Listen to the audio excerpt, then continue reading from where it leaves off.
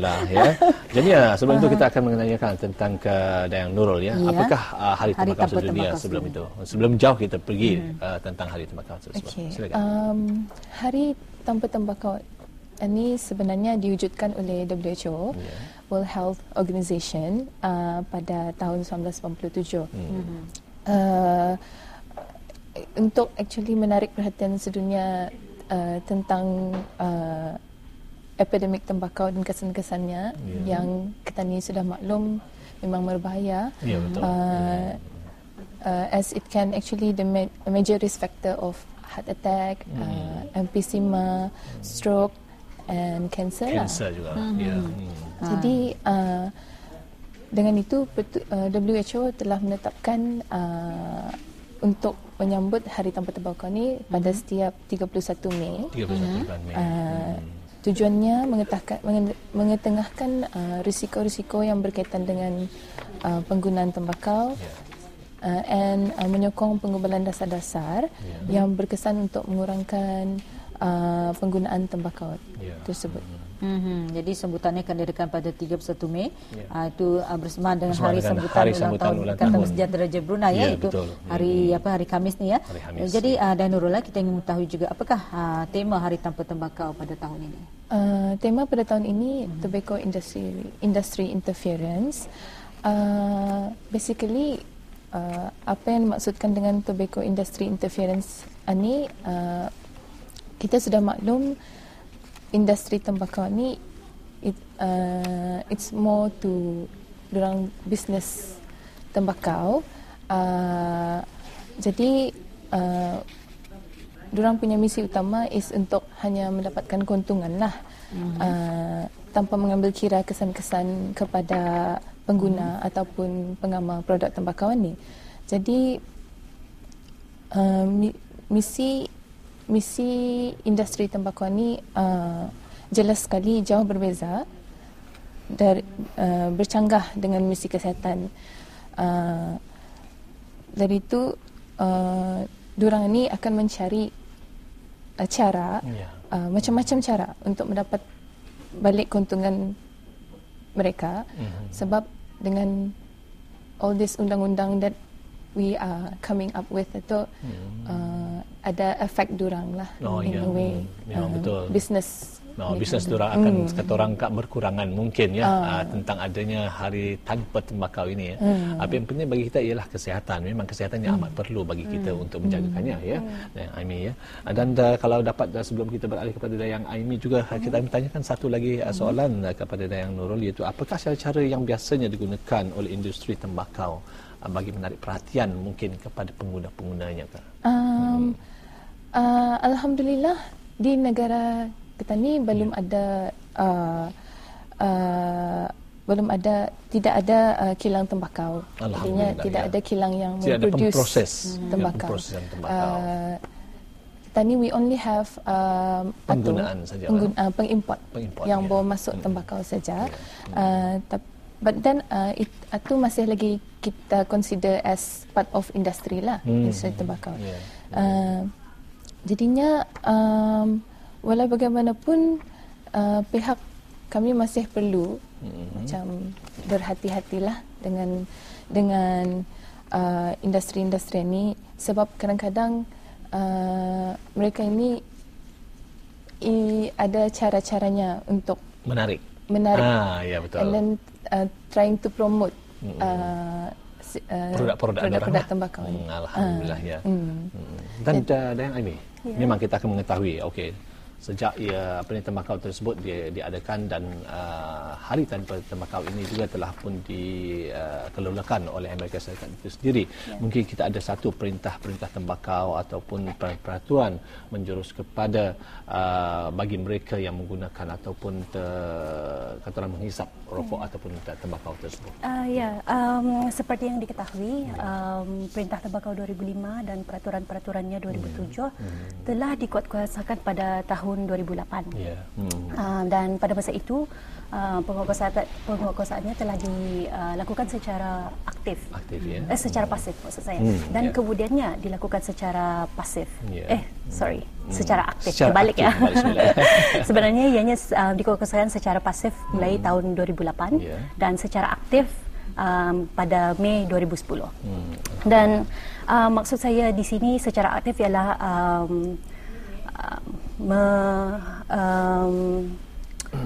mengadakan kompaun kepada mereka yang melakukan kesalahan di bawah bab-bab dan juga peraturan di bawah Perintah Tembakau 2005 ini. Dan pihak unit penguasaan kesihatan, Kementerian Kesihatan memang melakukan operasi ataupun penguasaan secara rutin bagi menguatkuasakan Perintah Tembakau 2005 ini. Dan terutamanya pada bab 14.2 iaitu merokok di tempat yang ditegah. Artinya merokok yang tempat ditegah ni mungkin di tempat-tempat awam. Ya. Saya akan menjelaskan lagi tempat-tempatnya di mana tempat yang ditegah untuk merokok. Dan mereka yang merokok di tempat-tempat yang ditegah ini boleh dikenakan kompaun seperti yang saya katakan tadi, penguasaan secara aktif iaitu dikenakan bayaran bagi kesalahan pertama RM150, kesalahan kedua RM300, dan bagi kesalahan ketiga dan seterusnya boleh dibawa ke mahkamah. Oh, I see. Dan satu perubahan telah dibuat kepada peraturan Perintah Tembakau 2005 ini, iaitu yang telah dikuatkuasakan pada 1 Mac 2012 yang lalu. Dalam perubahan tersebut ada menyatakan merokok adalah ditegah di dalam bangunan atau sebahagiannya, termasuk kaki 5 dan juga 6 meter daripada garisan atau dinding bangunan. Sebagai contoh, sebuah kedai itu adalah tempat yang ditegah untuk merokok. Begitu juga sekelilingnya tempat kaki 5 bangunan kedai tersebut. Dan juga 6 meter daripada jarak 6 meter daripada dinding kedai tersebut. Daripada bangunan tersebut. Ya, bangunan tersebut. Ini bermaksud tempat letak kereta yang berdekatan dengan kedai tersebut adalah juga tempat yang ditegah untuk merokok. So, jadi mereka yang didapati merokok di kawasan yang saya nyatakan tadi boleh dikenakan kompaun. Oleh itu adalah penting bagi orang ramai untuk memahami dan mengetahui lebih jelas di manakah tempat-tempat yang ditegah untuk merokok ini. Dan di sini saya ada list senarai-senarai tempat-tempat yang ditegah untuk merokok. Ini hanya beberapa sebahagian daripadanya. Salah satunya ialah premis kerajaan, premis pejabat, institusi pendidikan dan institusi pendidikan tinggi, perpustakaan awam, muzium awam, hospital, klinik perubatan, bangunan atau tempat awam yang digunakan bagi maksud-maksud keagamaan, kompleks membeli belah, stesen minyak, kilang dan workshop, lapangan terbang termasuk premis-premisnya, pusat hiburan, taman rekreasi, stadium sukan, tempat makan termasuk mana-mana bilik air di dalam kawasan. So di mana-mana restoran, food court, tempat yang ditegah untuk merokok, internet cafe, tempat orang main game dewan atau bilik upacara pada masa apabila ianya digunakan untuk mengadakan satu mesyuarat, seminar, kursus, pameran dan atau bagi maksud untuk menghidangkan makanan. Dan juga sebagainya ini hanya listnya, beberapa tempatnya. Dan di sini saya ingin mengetengahkanlah perubahan tersebut bagi semua bangunan-bangunan yang saya nyatakan tadi. Kaki 5 bangunan kawasan tersebut, bangunan-bangunan tersebut serta 6 meter daripada dinding bangunan tersebut adalah tempat yang ditegah untuk merokok. Jadi kadang-kadang ada restoran Abdullah, ia pakai hawa dingin kan. Jadi di dalam memang tidak dapat. Tapi di luar mereka yang merokoknya di luar. Tapi sedangkan kadang-kadang itu menyerang pejalan tempat pelintasan orang ramai kan. Masih di dalam kawasan tersebut. Merokok di sananya, dijawabnya beritahunya di kawasan luar daripada dalam restoran. Disediakan kursi meja lah di luar tu kan. Sama je tu. Masih lagi dalam kawasan tersebut. Jadi bagaimana? Sebenarnya tempat restoran ini sama ada ia berhawa dingin ataupun di luar berkipas tua adalah tempat yang ditegah untuk merokok. Mana-mana kawasan yang menyediakan makanan adalah tempat yang ditegah untuk merokok. Jadi jika sebuah restoran itu ada menyediakan meja di luar kedai mereka, kawasan masih itu juga dianggap terkawal, kan? Tempat yang ditegah untuk merokok. Dan kebanyakan yang kami dapati adalah mereka yang merokok di kawasan-kawasan tersebut lah. So boleh compound RM150. Mungkin kita akan mengetahui dan para penonton juga khas kepada mereka yang memang kata orang garing rasanya korang mendengar ataupun kadang-kadang bukannya mendengar saja. Mereka duduk di sana, kemudian ada orang bersikupan. Kadang kalau maklumlah kadang-kadang orang merokok ni kadang-kadang ditagur marah dia. Memang marah. Jadi bagaimana cara untuk kita menghubungi bagi kata orang maksud untuk memaklumkan pemantauan tersebut? Adakah talian-talian yang sepatutnya untuk memberi sebab barangan ni masih lagi belum luasa, masih lagi nyurang banyak restoran yang masih lagi menyediakan tempat-tempat duduk di luar bila untuk mereka merokok katanya. Itu satu Alina tentang makanan. Ini saya sendiri memang berlaku. Misalnya di lapangan terbang antarabangsa sebelum mereka melepaskan, kadang ada juga orang-orang yang merokok di kawasan itu. Mungkin bukan orang tempatan, orang luar negara, tapi bagaimana tindakan yang perlu untuk diambil. Jadi mungkin ada talian perlu tindakan atau talian yang perlu dihubungi ataupun pegawai yang memantau tentang kejadian tersebut. Memang ada seperti saya katakan tadi, ada unit penguasaan kesihatan yang melakukan pemantauan kepada tempat-tempat yang ditegah untuk merokok ini.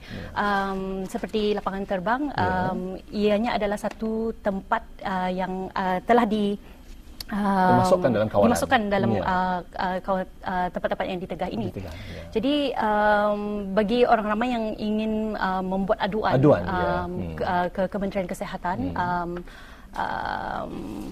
mereka boleh menghubungi talian hotline 719 2005.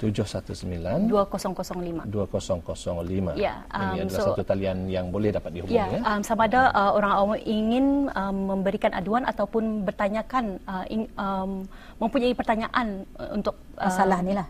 Bukan yang lebih lanjut lagi. Pertanyaan yang lebih lanjut ataupun sekiranya orang itu mahu tahu sama ada mereka ada hak untuk mengkomplain ke tidak, mereka boleh membuat orang boleh mengkontak. Alhamdulillah. Jadi jangan lupa talian yang perlu dihubungi, sekali lagi kita maklumkan 719 2005 ya, 719 2005 sebab untuk aduan. Jadi kita masih lagi berbalik kepada Nurul ya.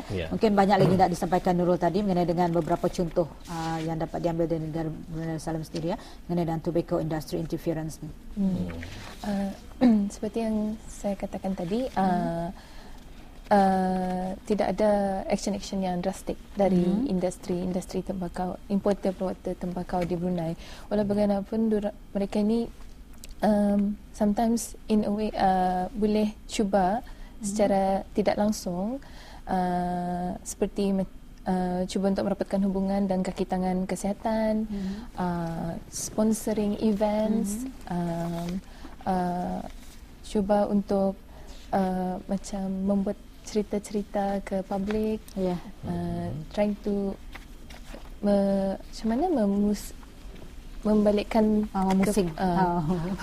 balik kefahaman orang awam, memberi kefahaman, memutarbalikkan memusing cerita.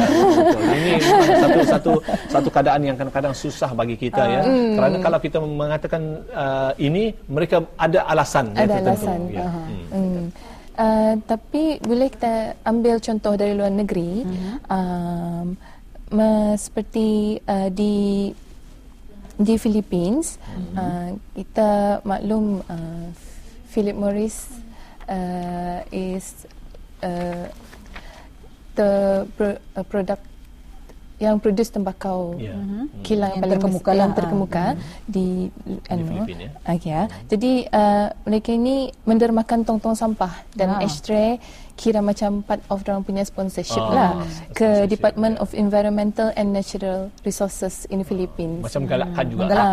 Macam galakkan juga secara tidak langsung. Sedangkan department tersebut adalah agensi yang bertanggungjawab dalam melaksanakan Clean Air Act tu. Mana tu? Susah ni. Ada pencanggahan ni. Ya, memang. Tapi yang paling interesting is satu di negeri China, di mana salah satu sekolah rendah di negeri China ditaja oleh firma tembakau sendiri. Nama sekolah tersebut itself juga Sichuan Tobacco juga. Primary school. Daripada primary lagi. Daripada primary. Dengan even slogan sekolah tersebut pun talent comes from hard work tobacco helps you become talented. Masya Allah. Berheran. Jadi satu pendedahan yang terlalu awal kepada anak-anak sekolah yang masih dalam primary. Because dari kami punya experience kalau menjalankan operasi tidak disangkalkanlah di Brunei memang ada kanak-kanak yang di bawah umur 11 tahun. Terdapat bukan lagi 11 tahun. Saya sendiri melihat kadang-kadang 5 tahun 6 tahun pun sudah pandai mereka oleh kerana kawan. Inilah kadang-kadang bagi kita sebagai ibu bapa memainkan peranan dalam mematahi anak-anak kita. Maklumlah kadang-kadang kalau di rumah memang dapat kita pantau. Akan tetapi apabila mereka keluar daripada rumah, misalnya saja di sekolah ataupun mereka bermain selepas sekolah, ini yang susah. Ataupun kadang-kadang ada ibu bapa yang merokok, meletak rokok di tempat-tempat yang mungkin senang atau mudah dicapai oleh anak-anak, ini bahaya juga ni Abdullah. Memang betul. Satu pendedahan kepada mereka. Jadi mereka ini selalunya anak kecil ni ingin mencoba sifat mereka. Jadi mereka ingin mencoba, mereka ambil satu memang rasanya mungkin sedap, teruskan. Bukan itu saja, Alina. Kadang-kadang maklumlah kadang-kadang kalau orang memaklumkan ayah untuk menasihatkan anaknya, sedangkan ayah sendiri yang merokok. Lagi susah. Ada lagi untuk disebut. Ada lagi. Jadi pihak WHO telah mengambil serius tentang industri tembakau. Dengan itu telah mengambil serius hal tersebut dan telah menjadikan salah satu komitmen asas di bawah perjanjian FCTC. Jadi apa ni FCTC ni? FCTC ialah Framework Convention on Tobacco Control. Ia adalah satu perjanjian pertama yang dibuat di bawah WHO dan dikuatkuasakan pada 27 Februari 2005. Tujuannya adalah salah satu tindakan untuk mengatasi globalisasi wabak tembakau, untuk mengurangkan penggunaan dan pendedahan kepada produk tersebut. Jadi ada 174 negeri di bawah FCTC dan negara kita adalah salah satu daripadanya. Negara Brunei, negara kita meratifikasikan perjanjian ini sekaligus menjadi ahli WHO FCTC pada 3 Jun 2004. Perjanjian ini memberi broad framework of obligations and rights kepada setiap negeri yang ada di bawahnya untuk mengaplikasikan pengawalan tembakau di negara masing-masing. Secara ringkasnya, kewajipan yang perlu dijalankan di bawah FCTC adalah seperti melindungi dasar-dasar kawalan tembakau dan kepentingan komersial, mengawal orang awam dari terdedah kepada asap rokok, tegahan ke atas iklan-iklan, sponsor-sponsor maupun promosi yang berkaitan dengan tembakau, large graphic warning pada setiap produk tembakau dan tegahan ke atas false dan misleading warning tobacco signs, tindakan ke atas harga dan teks produk tembakau, menghentikan aktiviti illicit trade. Illicit trade ialah sigup yang tidak berlesen, yang bersedia untuk menolong orang-orang yang ingin berhenti merokok. Seperti di negara kita ni ada klinik berhenti merokok. To educate and communicate more lah public supaya meningkatkan lagi kesedaran orang awam mengenai bahaya tembakau dan cara-cara industri tembakau undermine public health. Negara-negara di bawah FCTC juga perlu bersedia untuk mengambil tindakan lain untuk mengurangkan penggunaan mana-mana produk tembakau maupun mencegah dari pendedahan asap rokok tersebut. Berbalik kepada tema tahun ini, bagi melindungi dasar-dasar kawalan tembakau dari kepentingan komersial dan industri tembakau, berapa langkah perlu dilaksanakan seperti menghadkan apa jua interaksi perhubungan dengan, kalau di negara kita importer, menolak apa jua kerjasama yang disyorkan oleh industri tersebut, menghindar dari konflik of interest antara kaki tangan kerajaan, seperti menerima hadiah atau pembayaran, apa juga makluman yang diberi atau diterima dari industri tembakau ini hendaklah 100% accurate dan transparent.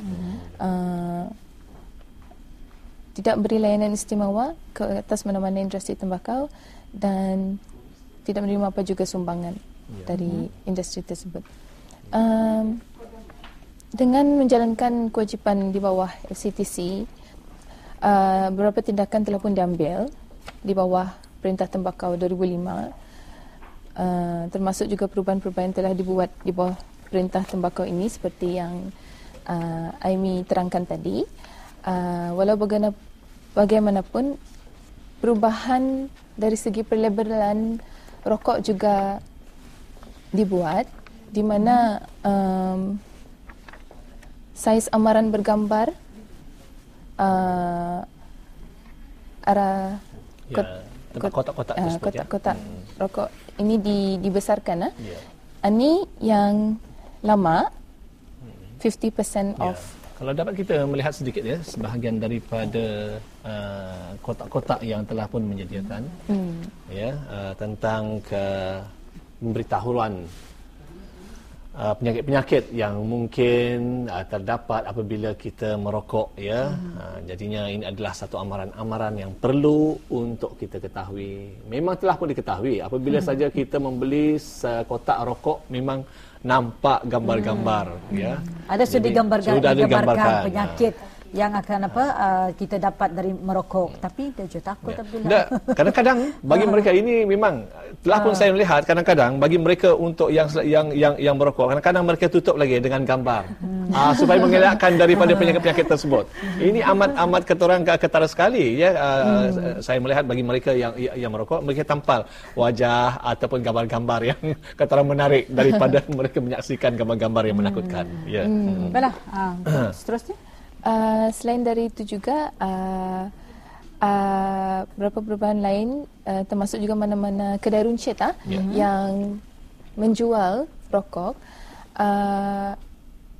tidak lagi dibenarkan menjual as of pada tahun ini. Jika kedai-kedai tersebut jaraknya kurang dari 1 km dari mana-mana institusi pendidikan yang berdekatan. Jadi pihak kami tidak akan membenarkan kedai-kedai runcit yang berhampiran sekolah untuk menjual rokok. Tahun ini Ini pun kadang-kadang strategik bagi penjual-penjual ataupun kedai-kedai runcit ini pun ada juga satu strategiknya. Kadang-kadang kita merasa jugalah dan bagaimana pula Dayang Aimi mungkin kita akan mengajukan, mungkin ada lagi yang akan disampaikan sebahagian daripadanya. Sekejap misalnya saja kelas-kelas ataupun harga-harga. Apa tu? Saranan kan? Mungkin kita akan mengetahui saranan yang akan perlu untuk bagi majlis tersebut Hari Tanpa Tembakau sedunia ini.